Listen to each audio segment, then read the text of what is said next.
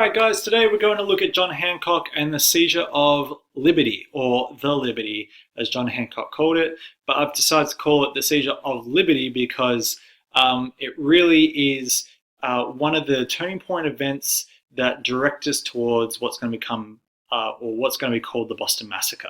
And the Boston Massacre in our whole narrative so far is going to become a turning point in the American Revolution. Now, for us, John Hancock is one of our key figures that we must know and we must learn about for the SAC and the exam. So know who he is inside and out, whereas the actual event of the seizure of his ship, the Liberty, is not so important for the SAC or for the exam because it's not on our key knowledge list. However, it's one of the triggers for the Boston Massacre and what will become a trigger for other events that take place later on in the American Revolution narrative. Last time we looked at the Townshend duties and we understood that Charles Townshend introduced these to try to reduce the economic debt in Britain. Unfortunately for him, by taxing small household goods, it just made the Daughters of Liberty want to boycott British importation of household goods, and it also led to the Sons of Liberty tarring and feathering British tax collectors, which isn't very good for the empire. Today, we're going to look at John Hancock and who he was and the event of the Seizure of the Liberty. And this event, whilst it's very small, and as you can see in your textbook, it's only from page 89 to 90. I've put there page 266 because that's where the biography of John Hancock is in your book.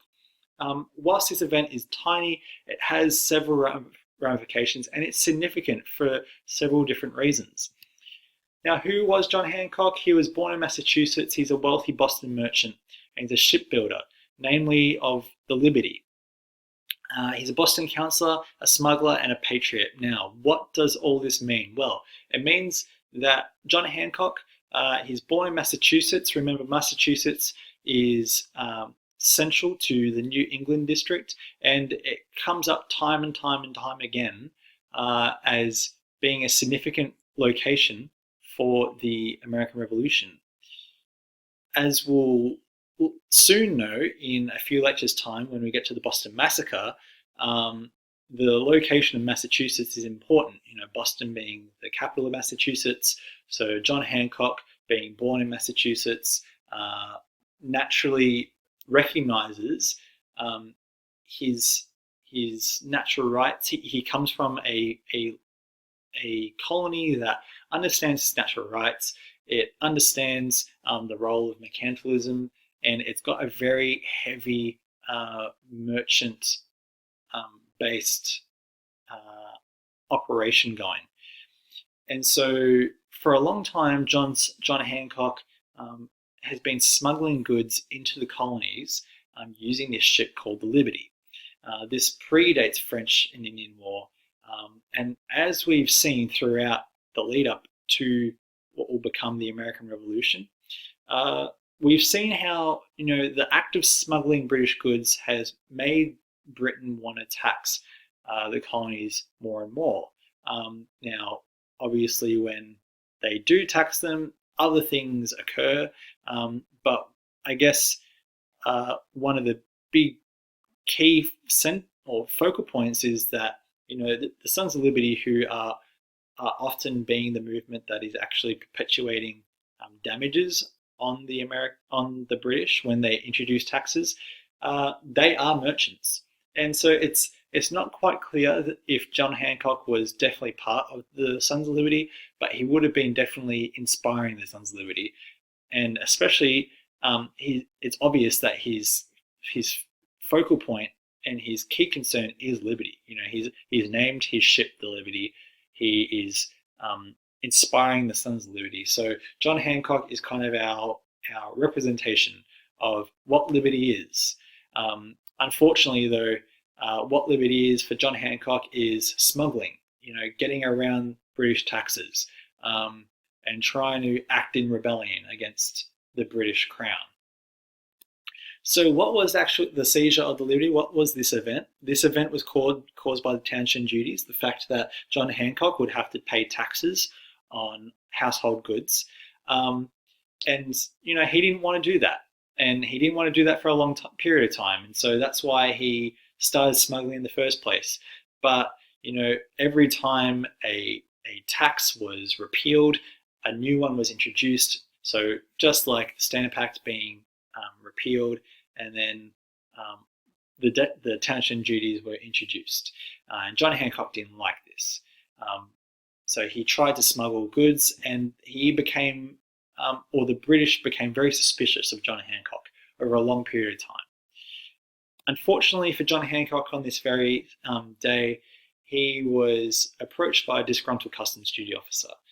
Now, he wasn't specifically approached. It was actually his captain of the Liberty that was approached. And it's important for us to know that the Townshend duty, one of the problems for the Townshend duties was the fact that the customs duty officers in Boston Harbor didn't always play by the rules. So what they would often do is get on the boats and discuss with the captain what goods were being imported from Britain. The captain would only disclose half the goods, so he would only have to pay half the taxes.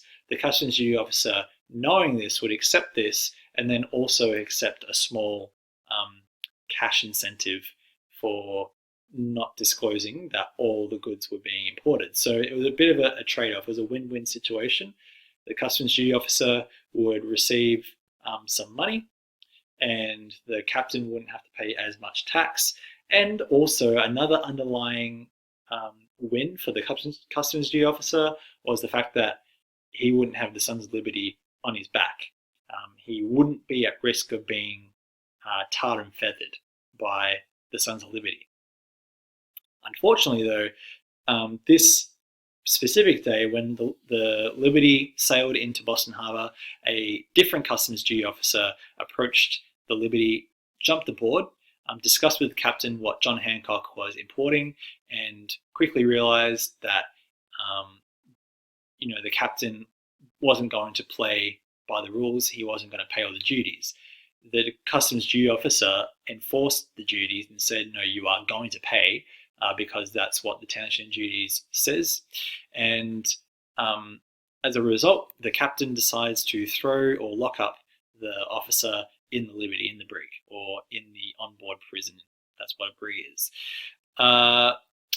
The British, knowing this or seeing this, decide to take one of their own boats and sail out to the Liberty in Boston Harbor and escort it out of Boston Harbor, knowing full well that if they did that, John Hancock wouldn't get his imported goods.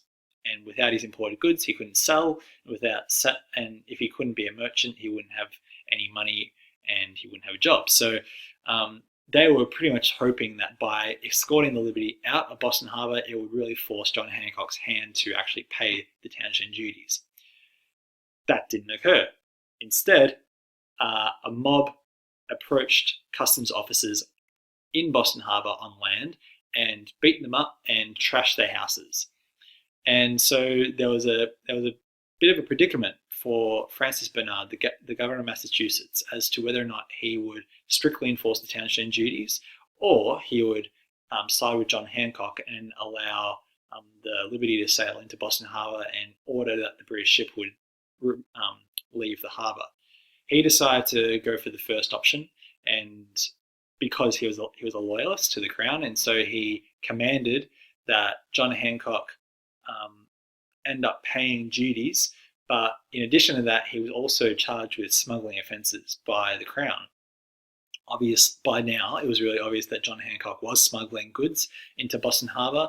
And whilst they couldn't really determine that he was doing it for a long time, they knew that he was doing it for this time, and that was enough to charge him. So ultimately, the consequences of this was more rebellion, more physical violence between the colonists and British subjects, such as the customs duty officers, but also consequences being challenging the governor of Massachusetts, so governing specific British subjects' loyalties to the crown, Hancock having to pay more or pay for his past smuggling offences.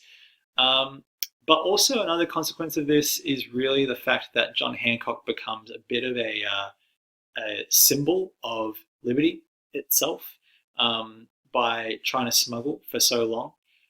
And also, you could also say that another consequence is that the actual seizure of the liberty is a physicalization of what will later see become American rebellion against the crown. And Hancock really leads the way. We'll see in the Declaration of Independence that when it's drafted, John Hancock is the first person to sign, and his signature is much larger than anyone else's. And just that in itself is another physical representation of what he thinks of the crown and what he thinks of liberty itself. That the Americans should have liberty, and the Americans' liberty is not the same as the British liberty because of these townshend duties. And for a long time, he has tried to curb that using his ship, the Liberty, to smuggle goods and not pay taxes. But unfortunately, it hasn't resulted in what he wanted. So ultimately, the significance of this event is, again, actual physical violence between the colonists and the British, challenging British loyalties to the crown, and the fact that John Hancock has to pay for his smuggling offences. It's a win for the British.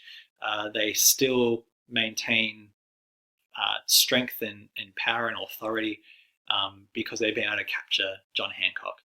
And I guess a long-term consequence is the fact that this event actually will inspire the Boston Massacre, and it'll inspire other events specifically to do with trading and mercantilism and the shipping trade between Britain and America, which we'll come to later, specifically looking at the burning of the Gas Bay in a few lectures' time.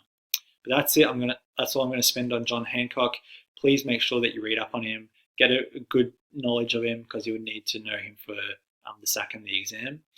And next time we're going to look at Sam Adams and the circular letter, and we'll eventually get around to the Boston Massacre.